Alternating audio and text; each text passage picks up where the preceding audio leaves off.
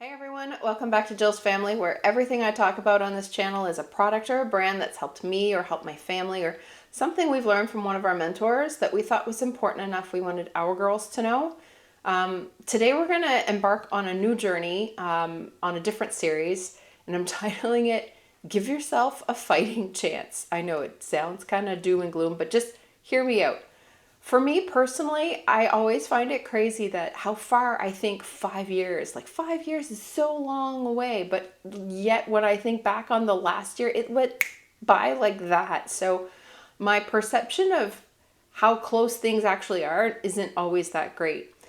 So I'm having a conversation with a couple of friends, all different various medical backgrounds, and something that one of them said really stuck, which give yourself a fighting chance. We all want to be healthy when we're older. And I get that. But even at my age, I've got friends that we're still trying to figure out what we want to do when we grow up. So if you're legit still young and you're trying to figure things out, getting older just seems so far away. You're like, yeah, I'll deal with that later.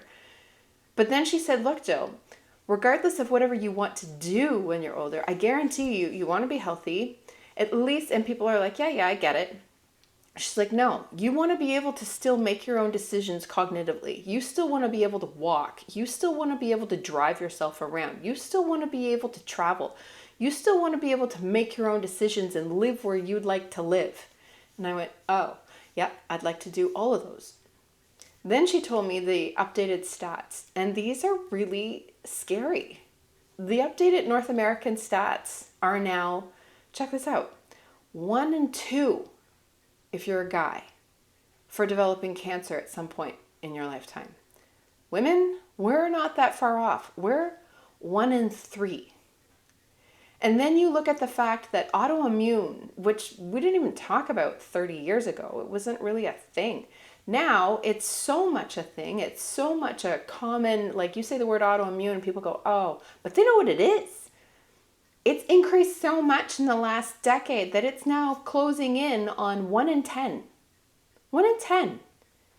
And you're talking about things like type 1 diabetes and Hashimoto's and celiac and MS and lupus and none of those. And those are just some. But those are, when you talk about what you want to be when you grow up, you don't want to be associated with any of those.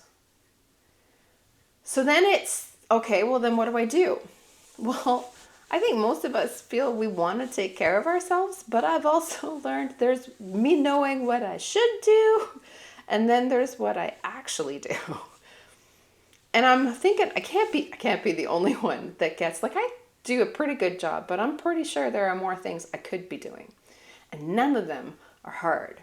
They're just not in my current routine, so I don't think of them half the time. So over the next several weeks, we're going to title this, Give Yourself a Fighting Chance. In other words, stuff you can do now that, may not make you feel like a super person, but makes you feel good, that you and future you will appreciate, so that you're still doing the basic things you want to be doing when you're older. So we're going to go through tips, tricks, and things that are super easy to build into routines to give yourself a fighting chance. I hope you'll stay tuned.